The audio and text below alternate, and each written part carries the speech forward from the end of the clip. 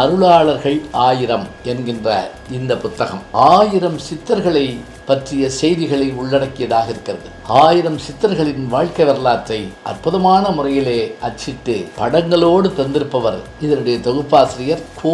திருமுருகன் என்ற பூரணநந்தன். நூல் உங்களுக்கு வேண்டுமா? அதற்கான அலைபேசி எண் 7397394 ஜிபே மூலம் செலுத்த 9176564723.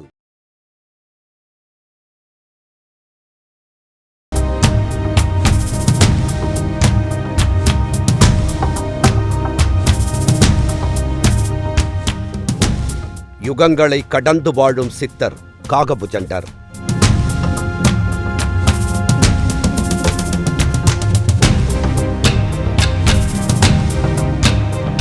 காகபுஜண்டருக்கு 17 இடங்களில் ஜீவசமாதி இருக்கிறதா? 4443 வியாதிக்கு மருத்துவராக இருந்து அந்த காலத்தில் நிறைய மருத்துவம் பண்ணியிருக்கார் காகபுஜண்டர்.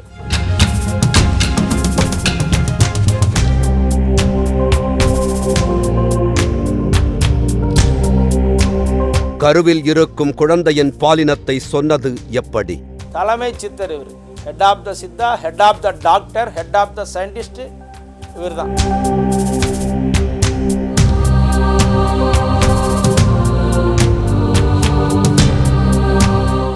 யுகங்கள் மறைந்தாலும் பிரளயம் ஏற்பட்டு இந்த உலகமே அழிந்தாலும் அவர் மட்டும் என்றும் அழியாமல் அனைத்தையும் சாட்சியாக பார்த்து கொண்டிருப்பார் என ஒரு மகானை பற்றி கூறுகிறார்கள். அவர்தான் காகபுஜண்டர்.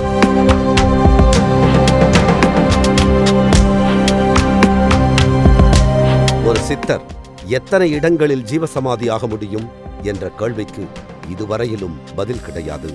சித்தர் காகபுஜண்டர் 17 இடங்களில் ஜீவசமாதியாகி இருப்பதாக குறிப்புகள் இருக்கின்றன. ஓரிடத்தில் அவர் 80 ஆண்டுகள் வாழ்ந்திருந்தால் கூட 1360 வருடங்கள் வாழ்ந்திருப்பது நிச்சயம். குறிப்புகள் இல்லாமல் ஜீவசமாதி அடைந்த இடங்களை கணக்கிட்டால் 5000 என்ன 10,000 வருடங்கள் கூட சித்தர்கள் வாழ்ந்து வருவது நமக்கு புரியும்.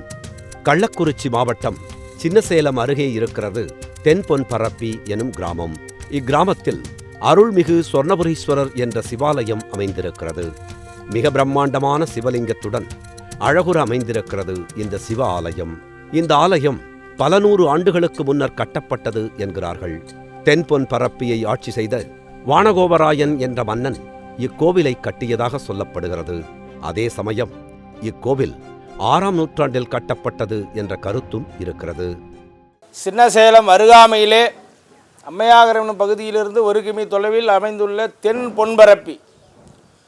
தென்பொன்பரப்பி என்கின்ற இந்த அழகிய கிராமத்திலே பல ஆயிரம் ஆண்டுகளுக்கு முன்பு ஸ்ரீலாஸ்ரீ காகபுஜண்ட சித்தர் சிவபூஜை செய்து இங்கேயே ஜீவசமாதி அடைந்திருப்பது மிகவும் சிறப்பு வாய்ந்தது.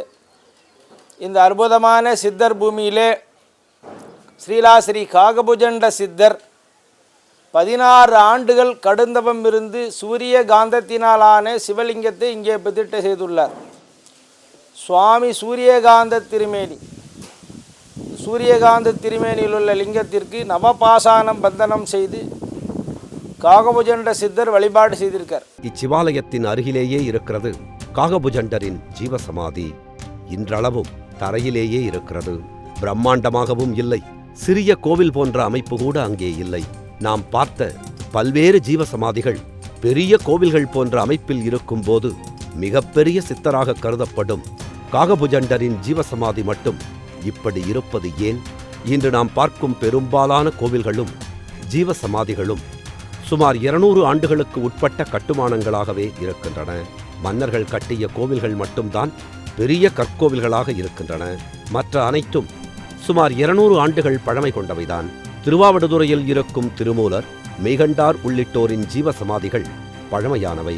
அந்த ஆலயங்கள் பாரம்பரியமான ஓர் அமைப்பில் இருந்து கட்டப்பட்டவை. ஆனால் எல்லா சித்தர்களுக்கும் இப்படி ஒரு பாரம்பரியமான மடம் வாய்க்கப்பெறவில்லை. இப்போது நாம் பார்க்கும் அனைத்து ஜீவசமாதிகளும் தனி நபர்கள் அல்லது ஒரு கிராமத்தினர் அல்லது ஒரு குழுவினர் கட்டியதுதான். ஆனால் 1000 வருடங்களுக்கு முன்னர் கட்டடக்கலை வளராத காலத்தில் எந்த சித்தருக்கும் கடவுளுக்கும் ஆலயம் கட்டப்படவில்லை. கட்டடக்கலை வளர்ந்த பிறகு சில பூசாரிகளின் ஆலோசனைப்படி கோவில்கள் மட்டுமே கட்டப்பட்டன. இப்போது சித்தர்களின் காலம் என்பதால்தான் புதைந்து கிடந்தவர்கள் எல்லாம் வெளியே வருகிறார்கள். அப்படி நீண்டகாலம் மறைந்து கிடந்த சித்தர்களில் ஒருவர்தான் காகபுஜண்டர். காகபுஜண்ட சித்தருக்கு பிறகு அகத்தியர், போகர், வசிஷ்டர், கொங்கணர், எடைக்காடர், கருவூரர் போன்ற 14 சித்தர்களும் இங்கு வந்து சிவபூஜை செய்து சிவகதி பெற்றிருக்கிறார்கள். இந்த அற்புதமான சித்தர் பூமியிலே ஸ்ரீலாஸ்ரீ சொர்ணாம்பிகை சமேத சொர்ணபுரீஸ்வர பெருமாளுடைய அனுகிரகத்தினாலே ஸ்ரீலாஸ்ரீ காகபுஜண்ட சித்தர் இங்கே இருந்து ஜீவசமாதியிலே அதிஷ்டான மூர்த்தியாக எழுந்து அருள்பாலிக்கின்றார். தென்பொன் பரப்பியில் இருக்கும் சிவன் ஆலயத்தில் உள்ள சிவலிங்கம் 16 பட்டைகளுடன் காட்சி தருகிறார். சூரியகாந்த தன்மை கொண்ட ஒரே கல்லில் செய்யப்பட்ட இச்சிவலிங்கத்தின் உயரம் 5.5 அடி என்கிறார்கள். சிவன் காட்சி கொடுத்த போது இப்படியான உருவத்தில்தான் காட்சி கொடுத்தார் என்கிறார்கள். தான் கண்ட சிவனை அதே உருவத்தில் காட்சிப்படுத்த வேண்டும் என காகபுஜண்டர் விரும்பினார். அதன் அடிப்படையில் உருவானதுதான் இங்கிருக்கும் லிங்கம் என கூறுகிறார்கள். காகபுஜண்டரின் நாடிச்சுவடியில் தென்பொன் பரப்பி ஆலயம் பற்றி குறிப்பிடப்பட்டுள்ளது. இக்கோவிலின் கருவறை உக்கிரமாக இருக்கும் என்றும் இங்கு ஏற்றப்படும் தீபமானது துடித்துக்கொண்டே இருக்கும் எனவும் காகபுஜண்டர் அருளியிருக்கிறார். இந்த ஆலயத்திற்கு வந்து தரிசிக்கக்கூடிய அனைத்து பக்தர்களுடைய இன்னல்கள், இடையூறுகள் எல்லாம் நீங்குகிறது. திருமண தடைகள் நீங்குகிறது. ஜாதக சம்பந்தமான தோஷங்கள் நீங்கி நன்மைகள் உண்டாகுது. நீண்ட காலமாக கல்யாணம் ஆகலை அப்படின்னா இந்த கோயிலுக்கு வந்து சுவாமி மடியில் ஜாதகத்தை வச்சு பிரார்த்தனை பண்ணிட்டு போனாங்கன்னா அவங்களுக்கு சீக்கிரம் நடக்குது. அதேமாதிரி குழந்தை பாக்கியத்துக்காக பிரார்த்தனை பண்ணுறவங்க சுவாமிக்கு தேன் அபிஷேகம் பண்ணி இந்த சுவாமி மேலே அபிஷேகம் பண்ண தேனை வாங்கிட்டு போய் சாப்பிட்டாங்கன்னா அவங்களுக்கு அற்புதங்கள் நிகழுது. காகம் என்ற சொல்லும் புஜண்டர் என்ற சொல்லும் இணைந்துதான் காகபுஜண்டர் ஆனது. இதில் காகம் என்ற சொல் காகம் என்ற பறவையை குறிக்கிறது. வடமொழியிலும் காகம் என்ற சொல்லானது காக்காவையே குறிக்கிறது. அதே நேரம் காகம் என்பதற்கு அவிட்டம் என்ற பொருளும் இருப்பதாக கூறுகிறார்கள். புஜண்டம் என்றால் வடமொழியில் பாம்பு என அர்த்தம். இதனை உயர்தனையாக கூறும்போது புஜண்டர் ஆகியிருக்கலாம் என்கிறார்கள். அதனால் காகபுஜண்டரை காக்கை வடிவு கொண்டவராகவும் பாம்பு உருவம் உடையவர் என்றும் சித்தரிக்கிறார்கள். பெயர் காரணம் எப்படி இருந்தாலும் காகபுஜண்டர் மனிதகுலத்திற்கு கலங்கரை விளக்கமாக இருந்தார் என்பதுதான் இங்கே மிக முக்கியமானது. நரை, திரை, மூப்பு, மரணம் ஆகியவற்றை வெல்ல வேண்டும் என்பதே மனித இனத்தின் நீண்ட நாள் ஆசையாக இருக்கிறது. ஆனால் மனிதகுலம் இன்று வரை இந்த முயற்சியில் வெற்றி பெறவில்லை. முயற்சிகள் மட்டும் தொடர்ந்து கொண்டே இருக்கின்றன. அட்டமா சித்திகள் தெரிந்த மகான்கள் கூட சில 100 ஆண்டுகள் வாழ்ந்ததாகவே கூறுகிறார்கள். ஆனால் யுகங்கள் கடந்து ஒருவர் வாழ்ந்து வருகிறார் என்றால் அவரை பற்றி அறிய ஆவல் ஏற்படுவது இயல்பானதுதான். ஆனால் தென்னாட்டு மக்கள் காகபுஜண்டரை பற்றி குறைவாகவே அறிந்திருக்கிறார்கள். தமிழ் மொழி கூட இவரை பற்றி குறைவாகவே பதிவு செய்திருக்கிறது. நாடி ஜோதிடம் அறிந்த சிலரும் சித்த மரபை அறிந்த சிலரும் தான் காகபுஜண்டரை பற்றி அறிந்திருக்கிறார்கள். கோயிலுடைய காலம் 6ஆம் நூற்றாண்டு, 6th century. கோயிலை சுற்றியில் 6ஆம் நூற்றாண்டு கல்வெட்டுகள் இருக்குது. கோயில் ஆர்காலஜி கண்ட்ரோலில் கல்வெட்டுகள்லாம் படியெடுத்தாச்சு. கோயிலை சுற்றிலும் 6ஆம் நூற்றாண்டு கல்வெட்டுகள்லாம் இருக்குங்க. இந்த கல்வெட்டுக்கு செய்திகள் என்னென்னா காகபுஜண்ட சித்தர் இங்கே சிவபூஜை செய்ததாகவும் காகபுஜண்ட சித்தர் இங்கேயே வாழ்ந்து கொண்டிருப்பதாகவும் அந்த கல்வெட்டுக்கள் செய்திகள் குறிப்பிட்டிருக்கேன். வட இந்தியாவில் துளசிதாசரால் எழுதப்பட்ட துளசி ராமாயணம் காகபுஜண்டரை பற்றி தெளிவாக குறிப்பிடுகிறது. துளசி ராமாயணத்தின் 7வது காண்டத்தில் காகபுஜண்டரின் சிறப்புகள், அவர் நிகழ்த்திய அற்புதங்களை விரிவாக கூறுகிறார் துளசிதாசர். ஆனால் வால்மீகி ராமாயணத்தில் காகபுஜண்டரை பற்றிய குறிப்புகள் இல்லை. வால்மீகி ராமாயணத்தை தழுவி எழுதப்பட்ட கம்ப ராமாயணத்திலும் காகபுஜண்டரை பற்றிய குறிப்புகள் இல்லை. துளசி ராமாயணத்தில் வசிஷ்ட மாமுனி ராமனுக்கு புகட்டிய பாடங்களில் ஒன்றாக காகபுஜண்டர் வரலாறு இருக்கிறது. இந்த நூலை தழுவி 1890இல் பிரசை அருணாச்சல சாமிகள் என்பவர் ஞான வாசிட்ட அமல ராமாயணம் என்ற நூலை எழுதி வெளியிட்டிருக்கிறார். இந்த நூலில் காகபுஜண்டரை பற்றிய குறிப்புகள் இருக்கின்றன. சிங்காரவேலு முதலியார் தொகுத்து வழங்கிய அபிதான சிந்தாமணி என்ற நூலில் காகபுஜண்டரை பற்றி எழுதப்பட்டுள்ளது. இந்த நூலில்தான் காகபுஜண்டரின் மகனாக ரோமரிஷி குறிக்கப்பட்டுள்ளார். இந்த ரோமரிஷியின் ஜீவசமாதி சென்னை திருவொற்றியூரில் இருப்பது குறிப்பிடத்தக்கது. காகபுஜண்ட சித்தருக்கு இங்கே அப்படியே அதிஷ்டானமாக வழிபாடு செஞ்சுக்கிட்டு இருக்கோம். இன்னும் கோவில் திருப்பணிகள் இன்னும் தொடங்கலை. சித்தர் அருளால் வெகு விரைவில் திருப்பணி நடக்கிறதுக்கு சுவாமிகிட்ட விண்ணப்பம் வச்சுக்கிட்டு இருக்கோம். அடியார் பெருமக்கள் பொருளுதவி செஞ்சாங்கன்னா, பக்தர்கள் பொருளுதவி செஞ்சாங்கன்னா விரைவில் இந்த திருப்பணி தடையில்லாமல் நடக்கும். காகபுஜண்ட சித்தர்கிட்ட டெய்லி விண்ணப்பம் வச்சுட்ருக்கோம். தினந்தோறும் சுவாமிகிட்ட பிரார்த்தனை பண்ணிட்டுருக்கோம். கோவில் திருப்பணி ஆகணும்னு பிரார்த்தனை பண்ணிட்டுருக்கோம். இந்த கோவில் திருப்பணிக்காக ஒரு செங்கல் கொடுத்தா கூட ஒரு நம்மளால் முடிஞ்ச ஒரு சிறு உதவி செய்தாலும் காசியில் 1008 சிவலிங்கங்கள் சிவபூஜை செய்த பலன் கிடைக்கும் அப்படின்னு கோவில் கல்வெட்டில் 10ஆம் நூற்றாண்டு கல்வெட்டுகளில் குறிப்பிட்டிருக்காங்க. அதாவது அம்பாள் கோயில் கல்வெட்டு இருக்குது, முருகன் கோயிலில் கல்வெட்டு இருக்குது, சுவாமி கோயிலில் கல்வெட்டு இருக்குது, எல்லா கோயில் கல்வெட்டுகளும் இங்கே இருக்குங்க. அதாவது 6ஆம் நூற்றாண்டு, 10ஆம் நூற்றாண்டு, 12ஆம் நூற்றாண்டு கல்வெட்டுகள்லாம் நம்ம கோயிலை சுற்றிலும் இருக்குங்க. அந்த கல்வெட்டு செய்திகள்லாம் ரொம்ப அற்புதங்கள் நிறையா சொல்லுதுங்க. இந்த கோவிலுடைய அற்புதம் நிறைந்த ஒரு கோவில், சித்தர் பூமி அது.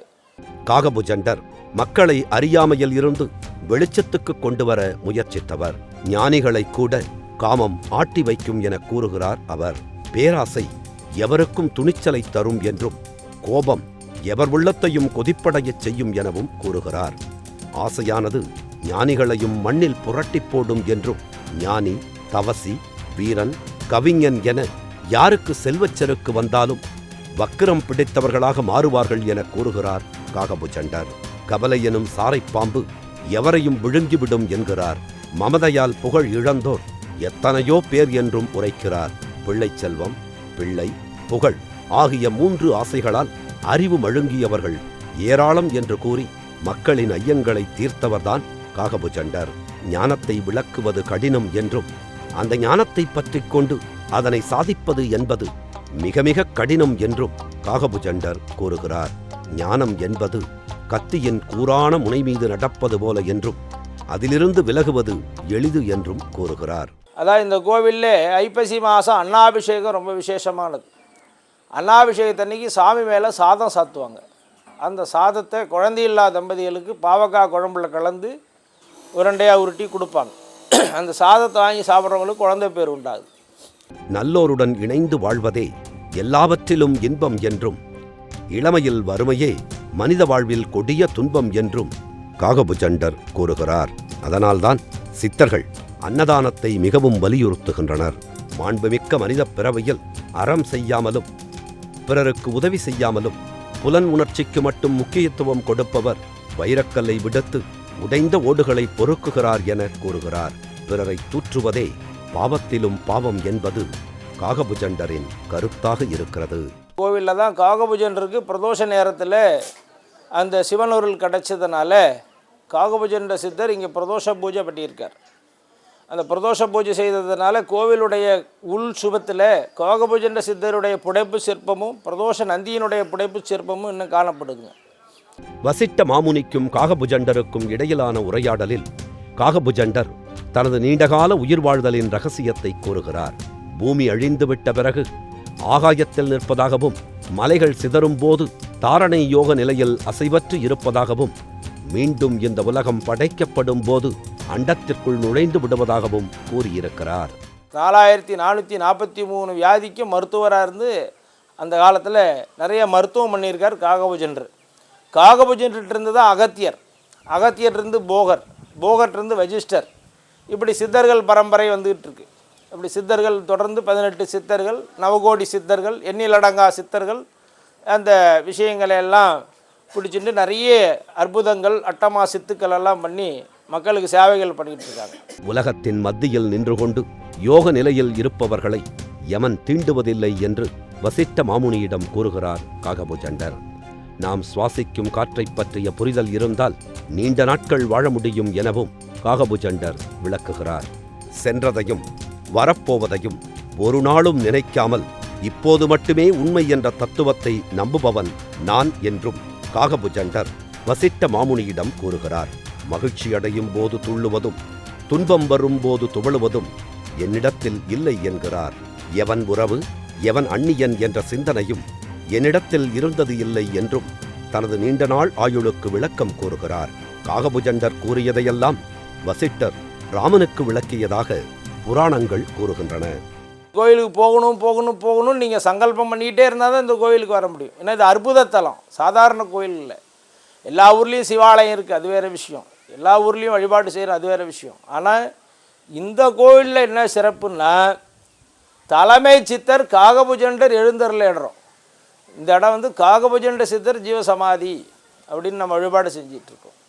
தலைமை சித்தர் இவர், head of the Siddha, head of the doctor, head of the scientist இவர் தான், ஹெட் ஆஃப் த விஞ்ஞானி இவர் தான். ஏன் அப்படின்னு கேட்டிங்கன்னா, 4443 வியாதிக்கும் மருந்து கண்டுபிடிச்ச முதல் சித்தர் யாருன்னு கேட்டால் காகபுஜண்டர் தான். வருணாசிரமம், சாதியம் ஆகியவற்றை ஏற்காத சித்தர் நெறி பாடல்களை காகபுஜண்டரும் நிறையவே பாடியிருக்கிறார். வானவர் போற்றும் வகையில் இப்பூமியில் வாழ வழியுண்டா எனக் கேட்டால் உண்டு என்கிறார் காகபுஜண்டர். எளியவர்களுக்கு உணவிட்டு ஆணவத்தால் எழும் கோபத்தை அடக்கி உலக உயிர்கள் அனைத்தையும் தன்னைப் போல எண்ணி அன்பு செய்தால் வானவர் போற்றுவார்கள் என கூறுகிறார் காகபுஜண்டர். இன்று போலி பக்தி மிகுந்து இருப்பதை பார்க்கிறோம். காகபுஜண்டரும் போலித்துறவிகள் யார் என நமக்கு அடையாளம் காட்டுகிறார். சாவியதில் யோகபதர் காவிகட்டி தன்காலில் குரடிட்டு தாடிகட்டி கூவியே சொல்லறியா பூசை பண்ணி குங்குமமும் வெந்நீரும் பொட்டும் மெட்டும் மேவியதில் மொட்டையிட்டு கொரடுமொன்று விறகுதலை சும்மாடு குடுமியிட்டு தாவியதிலே நடந்து உலகம் பூராய் தான் மறந்த பாவனை போர் கூவுவாரே என போலி ஆன்மீகவாதிகளை கடுமையாகச் சாடுகிறார். மக்கள் இதுபோன்ற போலிகளிடம் கவனமாக இருக்க வேண்டும் என காகபுஜண்டர் எச்சரிக்கை விடுக்கிறார். காகபுஜண்டர் இயற்றிய பாடல்கள் சில கிடைத்தாலும் பல பாடல்கள் கிடைக்கவில்லை என்பது இங்கே குறிப்பிடத்தக்கது. கருவில் இருப்பதை ஆணா பெண்ணா என்பதை ஒரு பாடலில் காகபுஜண்டர் விளக்குகிறார். அதாவது, வளர்ந்த கருவானது தாயின் விலாவில் இரு கைகளை ஊன்றியும் அதன் பாதம் இரண்டும் தொப்புள் மத்தியில் ஊன்றியும் நிற்குமானால் அந்த குழந்தை ஆண் குழந்தையாக இருக்கும் என கூறியிருக்கிறார். அதேபோல பெண் குழந்தை என்றால் எப்படி இருக்கும் என்பதற்கும் பாடல் இருக்கிறது. காகபுஜண்டரின் ஜீவசமாதிக்கு பல்வேறு காலகட்டங்களில் வாழ்ந்த சித்தர்கள் அனைவரும் வந்து வணங்கிச் சென்றிருக்கிறார்கள். அவர்களில் மாதவச்சேரியில் ஜீவசமாதியாகியுள்ள சங்கிலிச் சாமிகளும் காகபுஜண்டரை வணங்கிச் சென்றுள்ளார்.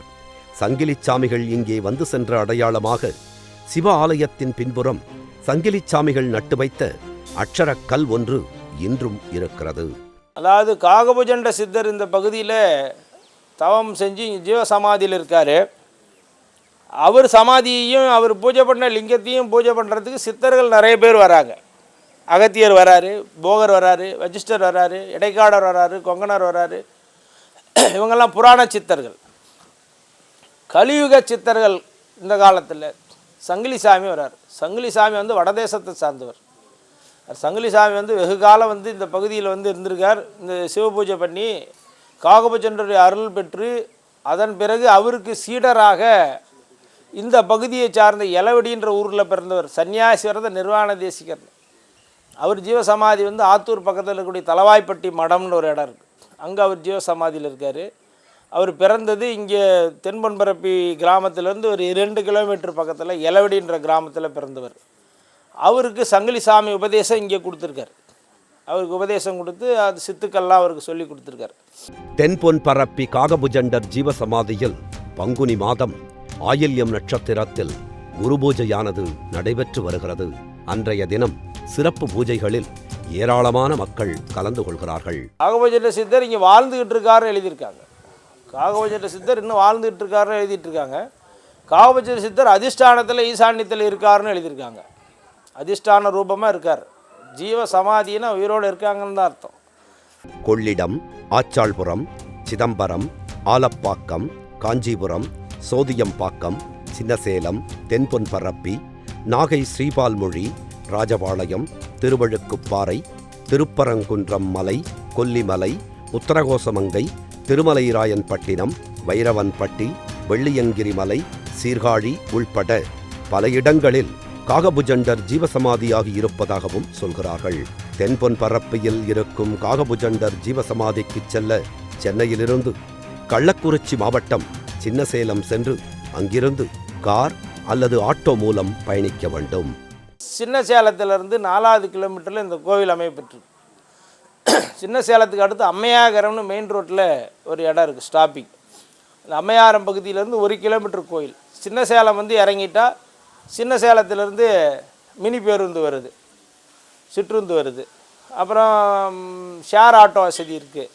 1 மணி நேரத்துக்கு ஒரு மினி பஸ் வருது. அதில் வந்து இங்கே கோயில் வாசலில் இறங்கிக்கலாம்.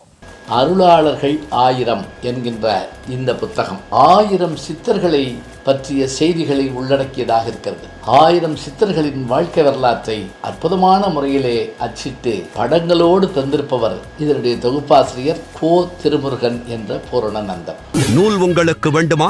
அதற்கான அலைபேசி எண் 739 739 4174. ஜிபே மூலம் செலுத்த 9176564723.